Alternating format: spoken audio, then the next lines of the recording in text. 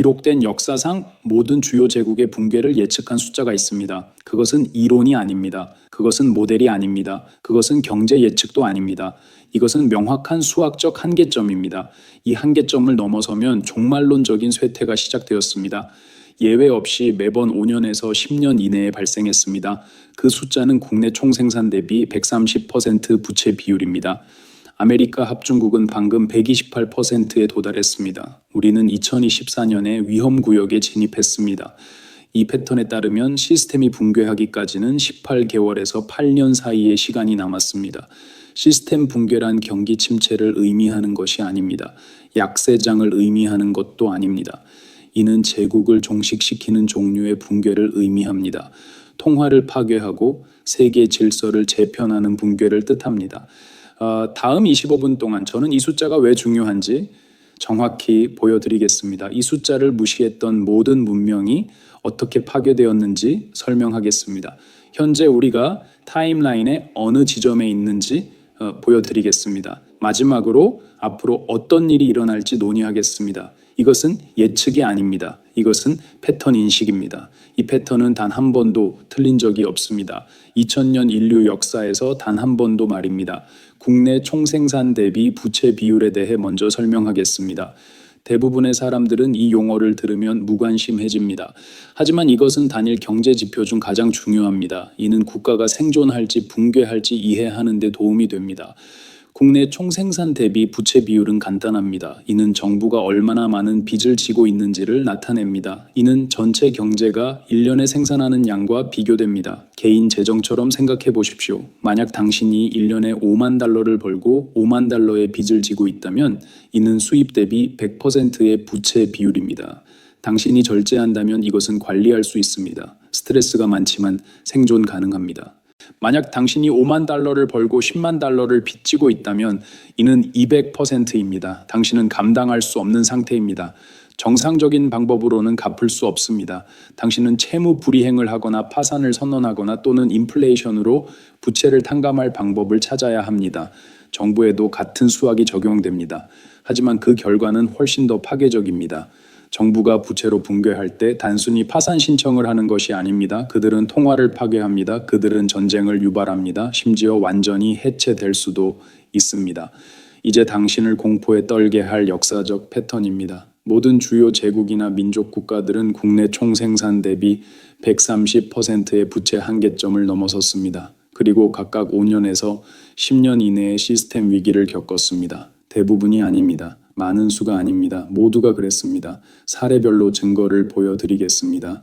이는 이것이 이론이 아님을 이해하는 데 도움이 될 것입니다. 이것은 역사적 사실입니다. 로마부터 시작합시다. 로마는 서구 역사상 어떤 제국보다 오래 지속되었습니다. 서기 300년 무렵 로마 제국의 국내 총생산 대비 부채 비율은 약 150%로 추정되었습니다. 그들은 어떻게 이 지점에 도달했을까요? 수세기 동안의 군사적 확장이 기여했습니다. 그들은 세계의 대륙에 걸쳐 군단을 유지했습니다. 수로, 도로, 원형 극장 등 거대한 공공사업이 수행되었습니다.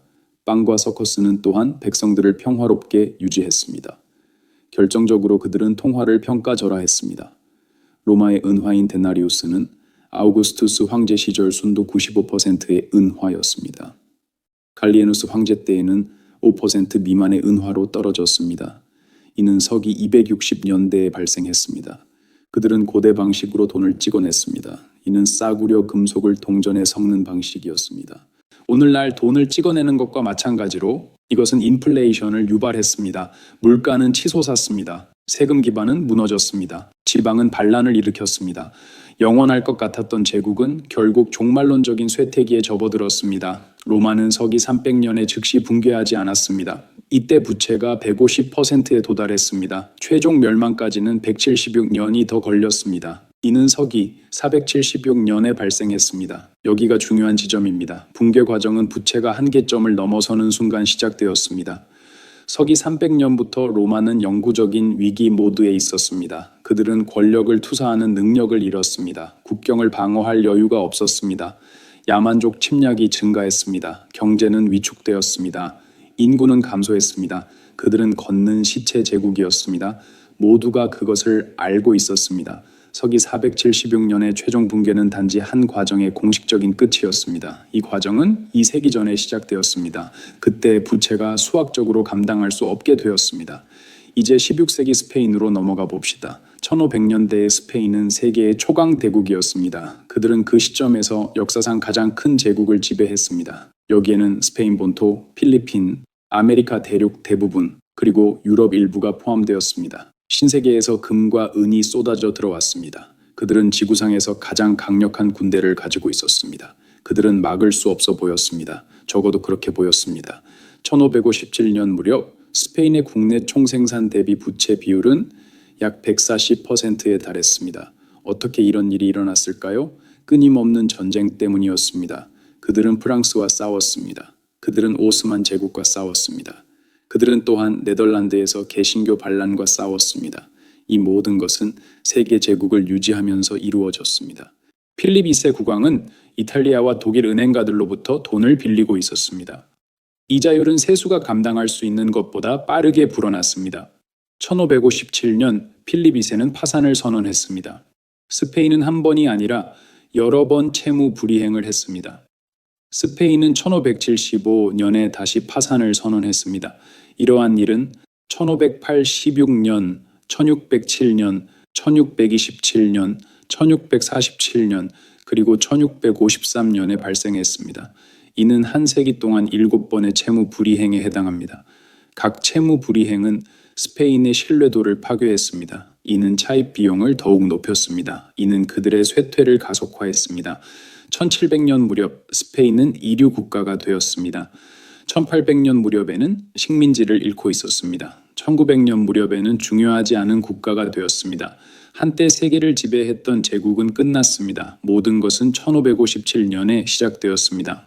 이때 부채가 국내 총생산의 140%를 넘어섰습니다. 그들은 더 이상 청구서를 지불할 수 없었습니다.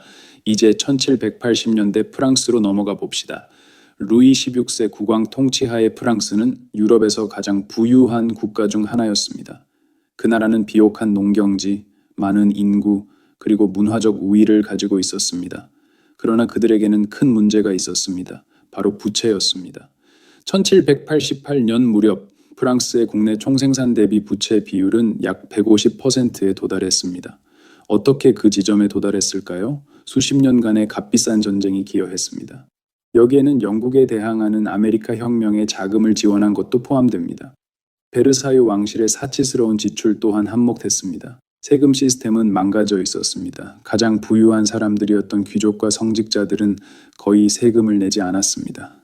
한편 농민들은 압제에 시달렸습니다. 1788년 무렵 모든 정부 수입의 절반은 부채에 대한 이자를 갚는 데만 사용되고 있었습니다. 절반이 말입니다. 이는 국방이나 도로 건설 또는 어떤 생산적인 일에도 쓰이지 않았습니다. 단지 채권자들에게 지급되는 이자였습니다. 정부는 수학적으로 지급 불능 상태였습니다. 루이 16세 국왕은 1789년에 삼부회를 소집했습니다. 그는 세금을 인상하고 위기를 해결하려 했습니다. 대신 이는 혁명을 촉발시켰습니다. 몇 달 안에 바스티유가 습격당했습니다. 4년 안에 국왕은 참수되었습니다. 10년 안에 프랑스는 나폴레옹 전쟁에 휩싸였습니다. 이 전쟁은 유럽 전역에서 수백만 명을 죽였습니다. 1788년의 부채 위기는 1789년의 프랑스 혁명을 직접적으로 야기했습니다. 이는 유럽 역사상 가장 폭력적인 격변 중 하나였습니다. 국내 총생산 대비 150% 부채 위기가 1년 이내에 발생하며 패턴은 유지되었습니다. 이제 바이마르 독일을 살펴보겠습니다. 이것은 모두가 아는 예시이지만 진정으로 이해하는 사람은 거의 없습니다. 제1차 세계대전 이후 독일은 부채에 짓눌렸습니다. 그들은 연합국의 전쟁 배상금을 빚지고 있었습니다. 또한 전쟁 자금 조달로 인한 내부 부채도 떠안고 있었습니다. 그들의 경제는 붕괴했습니다. 1923년 무렵 바이마르 독일의 국내 총생산 대비 부채 비율은 160% 이상으로 추정되었습니다. 정부는 갚을 방법이 없었습니다. 세수는 불충분했습니다. 경제는 폐허가 되었습니다. 그래서 그들은 절박한 정부가 항상 하는 일을 했습니다. 그들은 돈을 찍어냈습니다. 독일 마르크화는 1914년에 1. 미국 달러당 4.2마르크였습니다. 이는 1923년 11월까지 1달러당 4.2조 마르크로 폭락했습니다. 이것이 초인플레이션이었습니다. 빵 한 덩이가 수십억 마르크에 달했습니다. 사람들은 돈을 손수레에 싣고 다녔습니다. 평생 모은 돈은 하룻밤 사이에 휴지 조각이 되었습니다. 중산층은 사라졌습니다. 혼란, 기아, 그리고 분노가 독일 전역에 퍼졌습니다. 그 다음은 무엇이었을까요? 경제 붕괴와 사회적 혼란의 환경 속에서 극단주의가 번성했습니다. 소수 집단이었던 나치당은 지지를 얻었습니다. 1933년 무렵 히틀러는 권력을 잡았습니다. 1939년 무렵 제2차 세계대전이 시작되었습니다.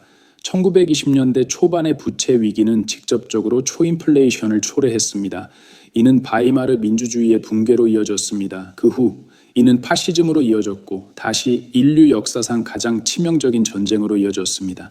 이 패턴은 단순히 경제 위기만을 예측하지 않습니다. 사회 붕괴와 종종 전쟁까지 예측합니다. 현대적인 사례를 살펴보겠습니다. 그리스입니다. 2010년 그리스의 국내 총생산 대비 부채 비율은 180%에 달했습니다. 그들은 어떻게 그 지점에 도달했을까요? 수십 년간의 과도한 지출이 기여했습니다. 부패와 조기 퇴직 연령도 있었습니다. 그들은 비대해진 공공부문을 가지고 있었습니다. 그들은 인쇄할 수 없는 유로화로 돈을 빌리고 있었습니다. 2008년 금융위기가 닥치자 그리스의 수입은 붕괴했습니다. 그러나 지출은 줄지 않았습니다. 부채는 감당할 수 없게 되었습니다. 그 다음 무슨 일이 일어났을까요? 그리스는 주권을 잃었습니다. 유럽연합과 국제통화기금은 긴축 정책을 강요했습니다. 연금은 40% 삭감되었습니다. 실업률은 27%에 달했습니다. 청년 실업률은 60%에 달했습니다. 그리스 정부는 꼭두각시가 되었습니다. 브뤼셀과 프랑크푸르트의 명령을 받았습니다. 거리에서는 폭동이 일어났습니다. 정치 시스템은 붕괴했습니다. 극단주의 정당들이 권력을 얻었습니다. 그리스는 주권 국가에서 사실상 보호국으로 전락했습니다. 이는 5년이라는 짧은 기간에 발생했습니다. 이 패턴은 완벽하게 유지되었습니다. 2010년에 180%의 부채가 있었습니다. 이는 2015년까지 전체적인 시스템 위기로 이어졌습니다. 이제 일본에 대해 이야기해 봅시다. 일본은 사람들이 지적하기 좋아하는 예외 사례입니다. 그들은 이를 높은 부채가 중요하지 않다는 증거로 사용합니다. 일본의 국내 총생산 대비 부채 비율은 현재 250%입니다. 이는 역사상 어떤 주요 선진국보다 높은 수치입니다. 일본은 붕괴하지 않았습니다. 그렇다면 그것은 이 패턴을 반증하는 것일까요? 아닙니다. 오히려 다른 더 교활한 방식으로 이 패턴을 증명합니다. 일본은 1990년대 후반에 국내 총생산 대비 130% 부채를 넘어섰습니다. 그 다음 무슨 일이 일어났을까요? 그들은 경제학자들이 잃어버린 10년이라고 부르는 시기에 접어들었습니다. 1991년부터 2024년까지 33년의 기간 동안 일본 경제는 본질적으로 정체되어 있었습니다. 성장은 전혀 없었고 디플레이션이 지속되었습니다. 좀비 기업들은 저렴한 부채로 연명했습니다. 임금은 30년 동안 오르지 않았습니다. 젊은이들은 부모 세대가 누렸던 번영에 대한 희망이 없습니다. 인구는 줄어들고 있습니다. 출산율은 붕괴하고 있습니다. 일본은 극적인 폭발과 함께 붕괴하지 않았습니다. 대신 느린 움직임으로 붕괴했습니다. 좀비 경제라는 것이 있습니다. 이는 기술적으로는 살아있지만 실제로는 살고 있지 않습니다. 핵심은 여기에 있습니다. 일본은 독특한 이점들 덕분에 완전한 붕괴를 피할 수 있었습니다. 다른 어떤 나라도 이러한 이점들을 가지고 있지 않습니다. 일본의 부채는 거의 전적으로 일본 시민들과 기관들이 소유하고 있습니다. 외국인들이 이를 소유하고 있지 않습니다. 일본은 무역 흑자를 기록합니다. 따라서 일본은 해외 자본에 의존하지 않습니다.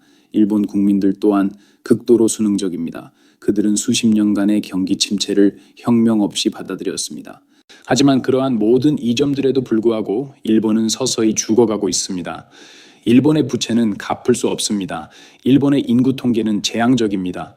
일본의 미래는 암울합니다. 이 패턴은 여전히 유효합니다. 부채 비율이 130%를 넘어서면 최종적인 쇠퇴기에 접어듭니다. 일본의 쇠퇴는 빠른 속도 대신 느린 속도로 진행되고 있을 뿐입니다. 미국은 일본과 같은 이점을 가지고 있지 않습니다. 미국 부채는 상당 부분 외국인들이 보유하고 있습니다. 미국은 막대한 무역 적자를 기록합니다. 미국 국민들은 인내심이나 수능성으로 알려져 있지 않습니다. 만약 미국이 일본의 길을 따른다면 그것은 조용한 쇠퇴가 아닐 것입니다. 그것은 폭력적일 것입니다. 이제 현재 미국의 상황에 대해 이야기해 봅시다. 2026년 1월 현재 미국 국가 부채는 38조 달러입니다. 미국의 국내 총생산은 약 29.7조 달러입니다. 국내 총생산 대비 부채 비율은 128%입니다. 우리는 130%라는 죽음의 문턱에서 2%포인트 떨어져 있습니다. 단 2%포인트입니다. 현재의 적자 지출 속도인 연간 약 2조 달러로 볼 때 우리는 130%를 넘어서게 될 것입니다. 이는 2025년 또는 2026년 초에 일어날 것입니다. 우리는 지금 바로 그 문턱에 있습니다. 어떻게 우리가 여기까지 왔는지 보여드리겠습니다. 이것이 지속 가능하지 않다는 것을 이해하는 데 도움이 될 것입니다. 미국 부채는 미국 역사 대부분 동안 상대적으로 낮았습니다. 1980년 국내 총생산 대비 부채 비율은 단 35%였습니다. 이는 관리 가능하고 지속 가능했습니다. 그 후 수십 년간의 적자 지출이 이어졌습니다. 레이건 대통령은 세금을 인상하지 않고 군사비를 늘렸습니다. 부채가 증가했습니다. 2000년대에는 테러와의 전쟁, 메디케어 파트 D, 그리고 세금 감면이 있었습니다. 부채는 더욱 증가했습니다. 2008년 금융위기는 은행 구제금융, 경기 부양책, 그리고 양적 완화를 가져왔습니다. 부채는 80%까지 폭발적으로 증가했습니다. 2020년의 코로나 팬데믹은 5조 달러의 긴급 지출을 가져왔습니다. 부채는 120%까지 치솟았습니다. 이제 2024년에서 2026년 현재 우리는 128%에 도달했습니다. 부채 증가는 가속화되고 있습니다. 우리는 매년 2조 달러의 새로운 부채를 추가하고 있습니다. 왜 부채 증가가 가속화되고 멈출 수 없는지 설명하겠습니다. 부채에 대한 이자 지불액은 이제 연간 1.2조 달러입니다. 이는 전체 국방 예산보다 많습니다. 또한 메디케어보다도 많습니다. 이는 연방 예산에서 가장 큰 단일 항목이 되고 있습니다. 더욱이 이자 지불액은 계속 증가하고 있습니다. 오래된 부채가 만기가 되면 더 높은 이자율로 재융자됩니다. 이 이자율은 현재 5%에서 6%입니다. 이전 2000년대에는 1%에서 2%였습니다. 결과적으로 이자 비용은 2조 달러로 폭발적으로 증가할 것입니다. 그리고 연간 3조 달러에 이를 것입니다. 다음 5년 내에 언젠가 이자 지불액이 개인소득세에서 나오는 모든 세수를 초과할 것입니다. 그 시점에서 정부는 모든 미국인 근로자에게 세금을 징수하여 얻는 것보다 이 부채 상환에 더 많은 돈을 지출하게 됩니다. 그것이 바로 수학적인 되돌릴 수 없는 지점입니다. 세금을 통해 이 문제를 해결할 수는 없습니다. 사회보장 및 메디케어와 같은 의무 지출은 법적으로 의무화되어 있습니다. 또한 정치적으로도 손댈 수 없습니다. 따라서 지출을 충분히 줄일 수도 없습니다. 연간 2%에서 3%의 성장률은 연간 7%에서 10%로 증가하는 부채를 따라잡을 수 없습니다. 그렇기에 경제 성장을 통해 이 문제를 해결할 수도 없습니다. 남은 유일한 선택지는 채무 불이행, 초인플레이션 또는 전쟁입니다. 역사는 정부가 어떤 것을 선택하는지 우리에게 말해줍니다. 정부는 신뢰성을 영구적으로 파괴하기 때문에 채무 불이행을 절대 선택하지 않습니다.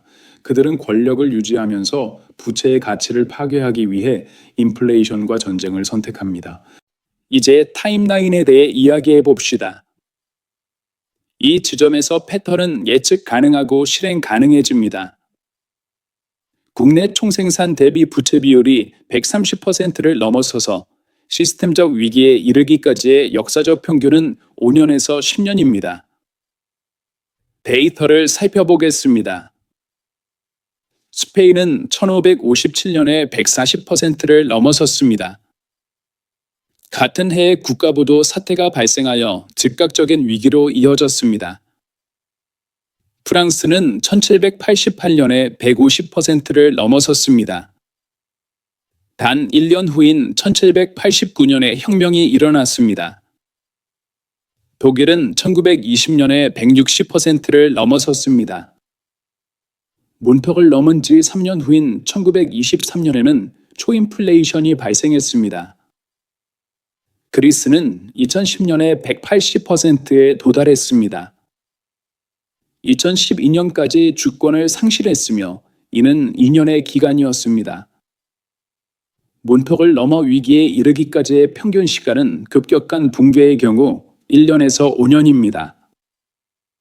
더 느린 쇠퇴의 경우는 5년에서 10년입니다.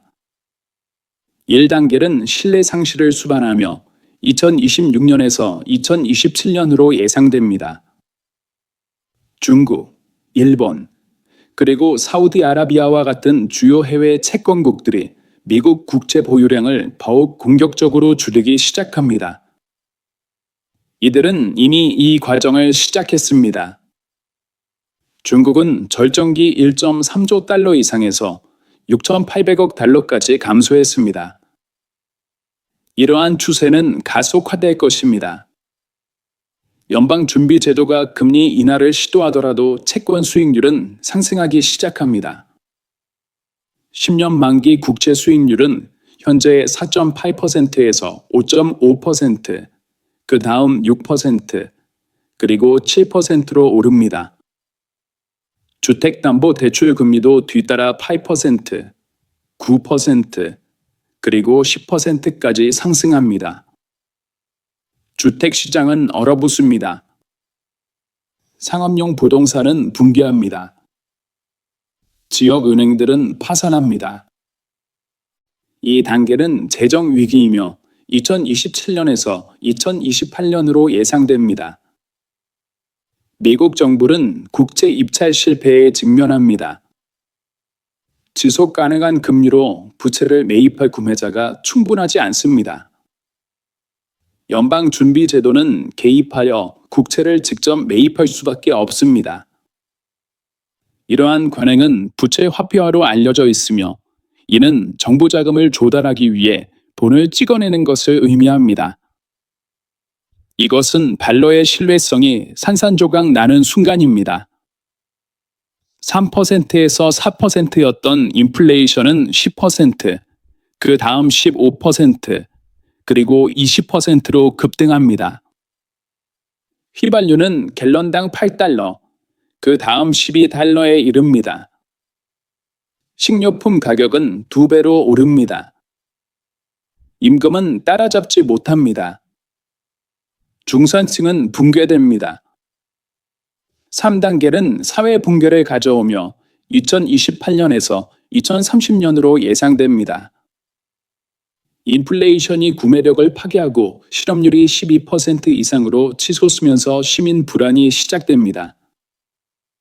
이는 시위, 폭동, 그리고 좌우 양극단의 정치적 극단주의로 나타납니다. 정부는 권위주의적인 조치로 대응합니다. 여기에는 자금의 해외 유출을 막기 위한 자본 통제가 포함됩니다.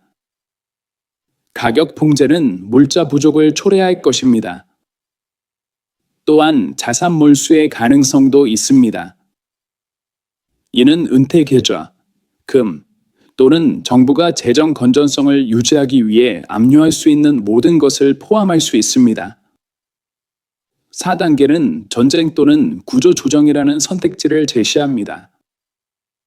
2030년에서 2035년까지 정부는 이 중요한 결정에 직면합니다. 선택지 A는 국가 부채를 채무 불이행하고 구조 조정하는 것입니다. 이는 실패를 인정하고 기축통화 지위를 이루며 훨씬 낮은 생활 수준을 받아들이는 것을 의미합니다. 정치적으로 이 선택지는 거의 불가능합니다. 선택지 B는 초인플레이션입니다. 이는 가치 없는 달러로 부채를 갚기 위해 충분한 돈을 찍어내는 것을 포함합니다. 이는 저축가, 연금 생활자, 그리고 고정 수입을 가진 모든 사람을 파괴합니다. 이는 베네수엘라에서 목격된 것과 유사한 혼란을 야기합니다. 선택지 C는 전쟁입니다. 정부는 중국, 러시아 또는 이란과 같은 외부의 적을 찾을 것입니다. 그러면 전쟁은 전면적인 경제 통제를 위한 정당화로 사용될 것입니다. 또한 적대적인 채권국에 대한 부채 판감과 분열된 국민의 통합을 가능하게 할 것입니다. 역사적으로 이것은 부채에 갇혔을 때 제국들이 선택하는 방법입니다. 전쟁은 위기를 외부로 돌리고 정부가 권력을 유지하도록 합니다. 역사적 패턴에 따르면 전쟁이 가장 유력한 결과입니다. 이는 2028년과 2032년 사이에 어떤 종류의 주요 분쟁을 포함할 수 있습니다. 그러한 분쟁은 미국이 세계 질서를 재편성하도록 허용할 것입니다. 또한 적대국에 대한 부채를 취소하고 새로운 통화 시스템을 정당화할 수도 있습니다. 이것은 파멸 예언이 아닙니다. 이것은 1910년대 제1차 세계대전으로 일어났던 일입니다. 또한 1930년대와 40년대 제2차 세계대전으로 발생했던 일이기도 합니다. 이것이 우리가 지금 따르고 있는 패턴입니다. 이제 여러분은 이렇게 질문할지도 모릅니다. 우리가 이 문제를 고칠 수는 없을까요? 지출을 줄이고 세금을 올리고 경제 성장을 통해 이 문제를 해결할 수는 없을까요? 수학적으로 답은 아니오입니다. 국내 총생산 대비 128%의 부채로는 이것이 불가능합니다. 계산을 보여드리겠습니다. 현재 수준에서 부채를 안정화하려면 연간 2조 달러의 전체 적자를 없애야 합니다. 어떻게 할 수 있을까요? 의무 지출과 이자를 제외한 모든 재량 지출을 전부 삭감할 수 있습니다. 여기에는 국방, 교육, 그리고 인프라가 포함됩니다. 사실상 모든 것을 포함합니다. 모든 것을 0으로 삭감하십시오. 그러면 약 1.5조 달러를 절약할 수 있지만 여전히 5천억 달러가 부족합니다. 아니면 세금을 인상할 수 있습니다. 세수를 30%에서 40%까지 늘려야 할 것입니다. 이는 부유층뿐만 아니라 모든 사람에게 막대한 세금 인상을 요구할 것입니다. 그러한 증세는 경제 성장을 저해하고 궁극적으로 문제를 더욱 악화시킬 것입니다. 아니면 경제를 더 빠르게 성장시키려 노력할 수 있습니다. 그러나 연간 7%에서 10%의 부채 증가율을 앞지르려면 연간 5%에서 6%의 국내 총생산 성장률을 지속적으로 유지해야 합니다. 우리는 1990년대 이후로 그러한 종류의 성장을 해본 적이 없습니다. 그것은 일어나지 않고 있습니다.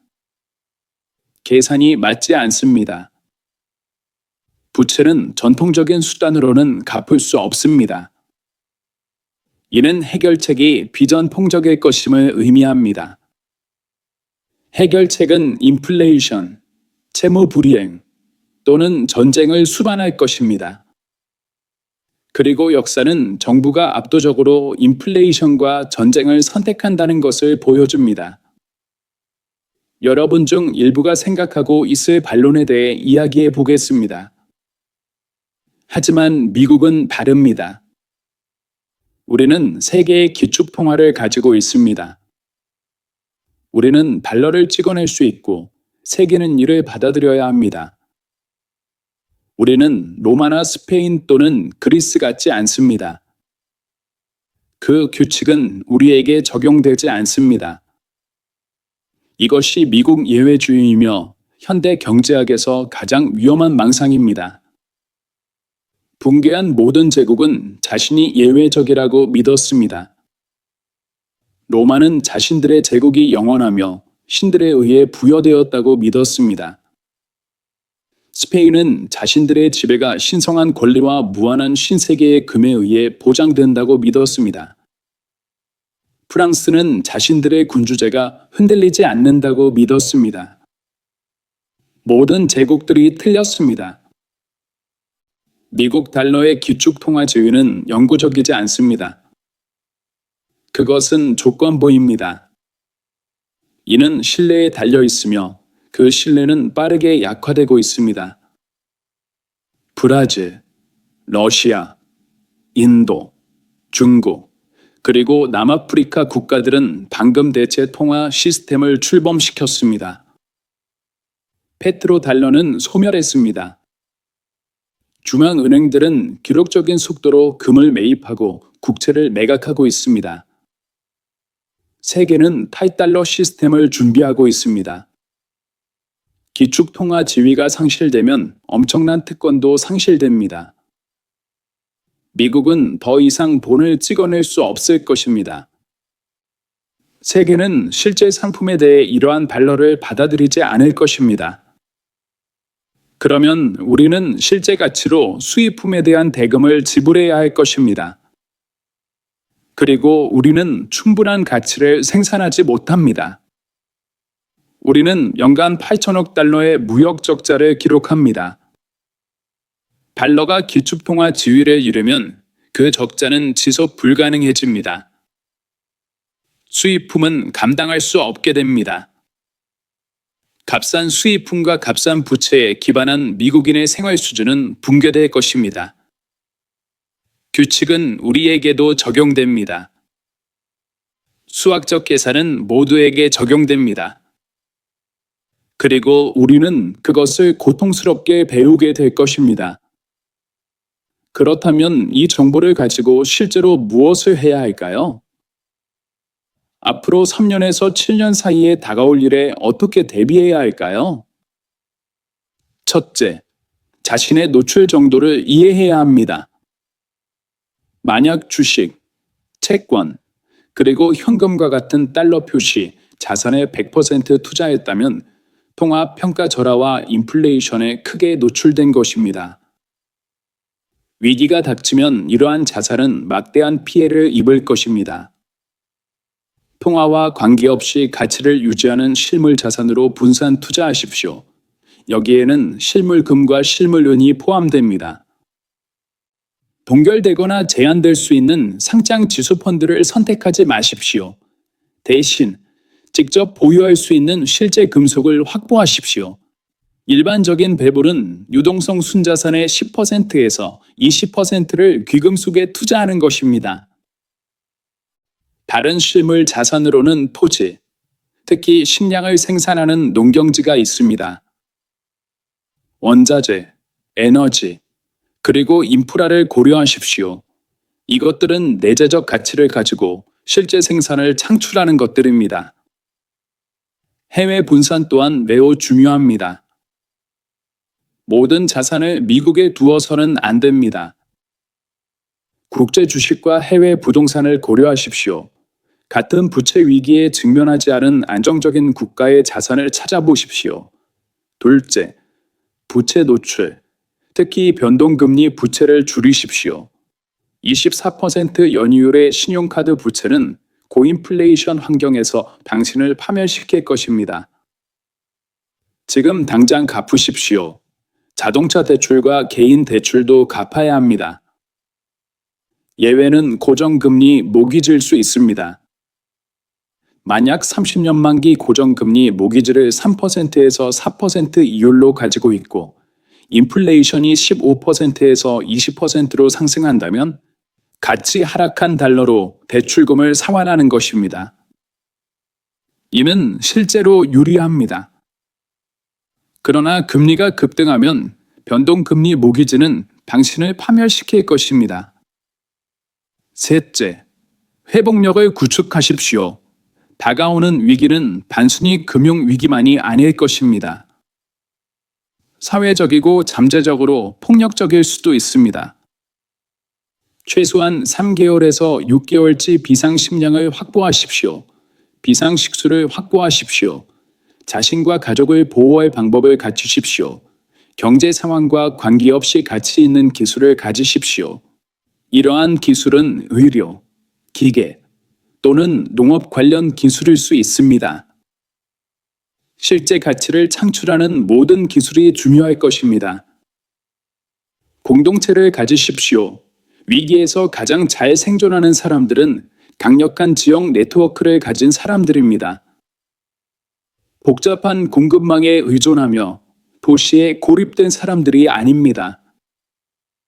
넷째, 위기 시기가 가속화되고 있음을 알리는 지표들을 주시하십시오.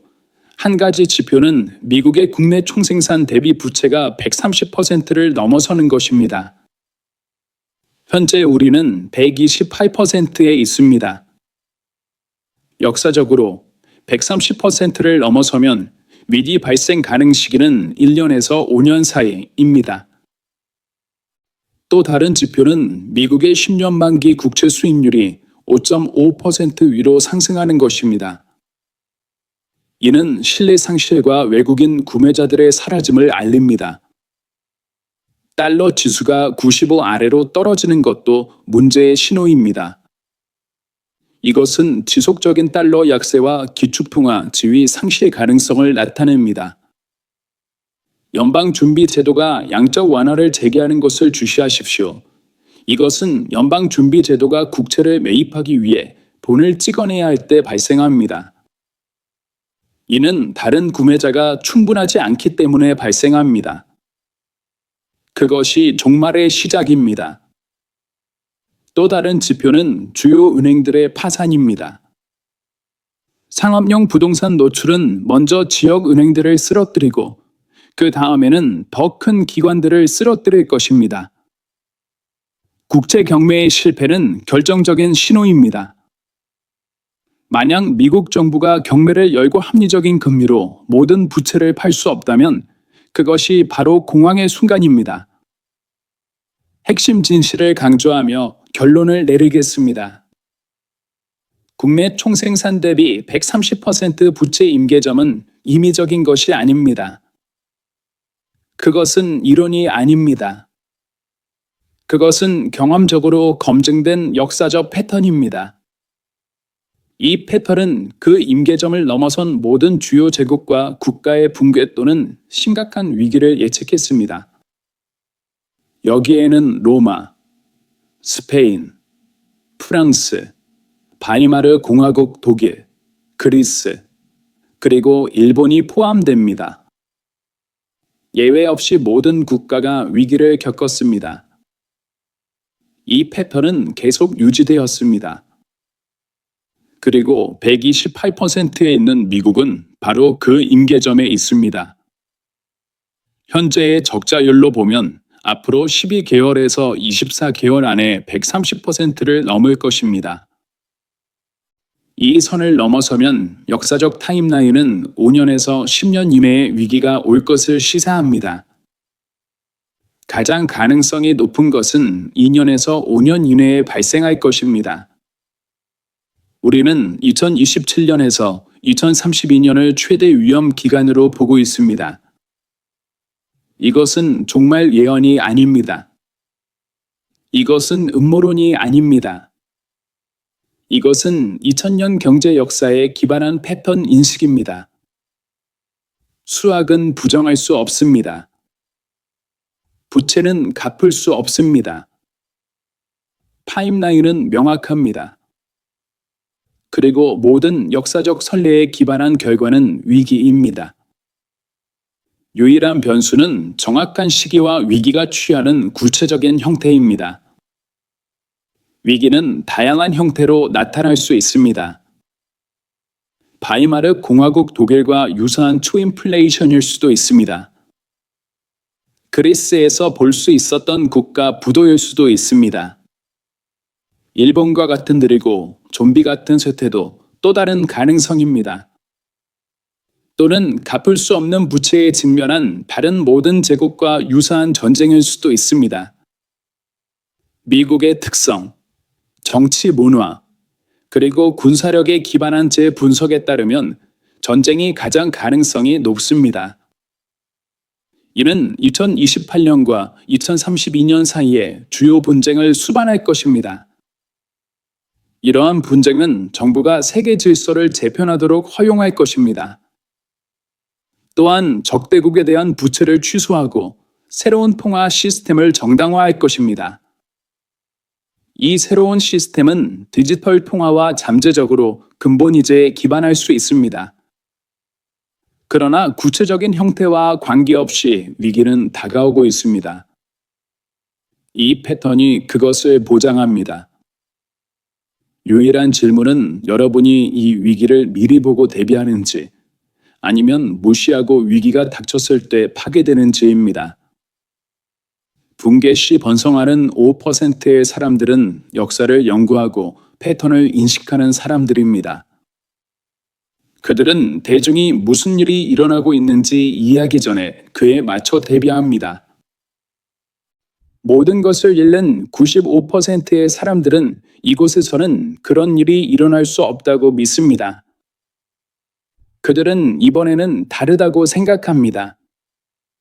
그들은 또한 정부가 자신들을 구해줄 것이라고 믿습니다. 당신은 어떤 그룹에 속하고 싶습니까? 앞으로 12개월에서 24개월 동안 내리는 당신의 선택은 매우 중요합니다.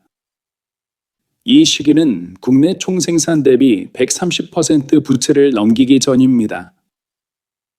당신의 결정이 다음 10년 동안의 재정적 생존을 좌우할 것입니다. 만약 이 분석이 여러분에게 명확하게 이해되고 대부분의 사람들에게 보이지 않던 패턴을 보기 시작했다면 지금 바로 구독하십시오. 또한 알림을 켜십시오. 다음 비디오는 월별 구체적인 타임라인을 다룹니다. 그것은 2026년에서 2030년에 이르는 기간입니다. 이것은 각 부분이 정확히 언제 발생할지 보여줄 것입니다. 위기의 각 단계가 언제 닥칠지 이해해야 합니다. 또한 각 단계에서 무엇을 해야 할지도 알아야 합니다. 국내 총생산 대비 부채의 죽음에 나서는 현실입니다. 이 패턴은 결코 실패한 적이 없습니다. 우리는 현재 128%에 있으며 계속 증가하고 있습니다. 역사적 임계점은 130%입니다. 역사적 사실은 주요 위기까지 우리에게 2년에서 5년만 남았음을 시사합니다. 시간은 흐르고 있습니다. 대부분의 사람들은 너무 늦을 때까지 이것을 보지 못할 것입니다.